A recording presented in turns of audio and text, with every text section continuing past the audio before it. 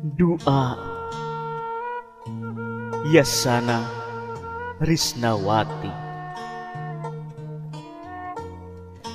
Gusti, kongkorongan ieu hate kuborelakna siki tasbih jeung zikir na unggal lilir sangkan teu bisaeun mungkir kana hakikatna takdir. Gusti,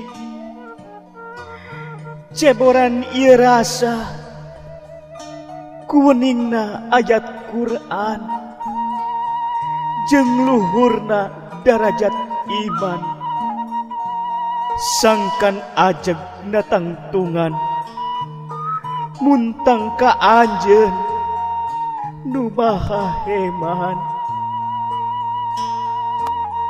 Gusti, papaesan ieu raga ku endahna akhlak mulia jeung lengkah nu ngawirahma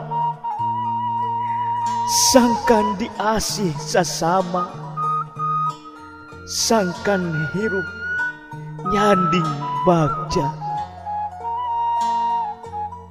Gusti, ieu hate, ieu rasa, ieu raga kuring teu ngaboga-boga.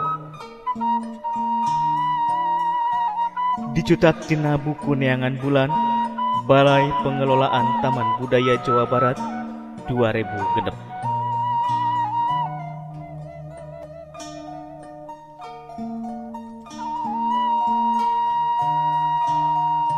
Kahirupan Ma'anah Yasana Edo Esy.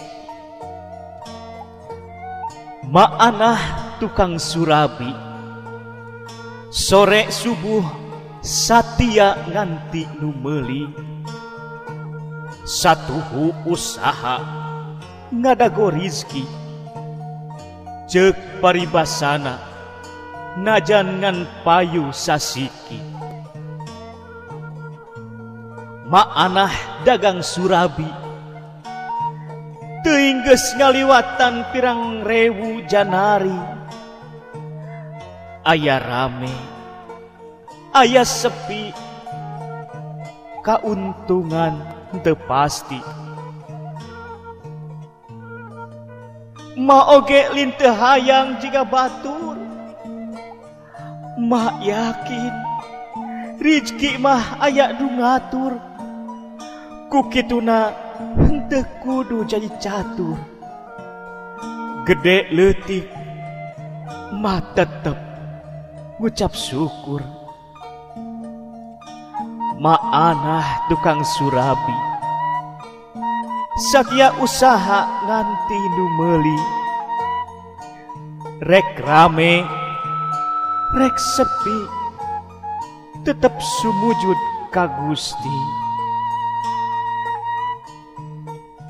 Dicutat dina buku modern Sundanis Putri Voices from West Java Pustaka Jaya tahun 2001.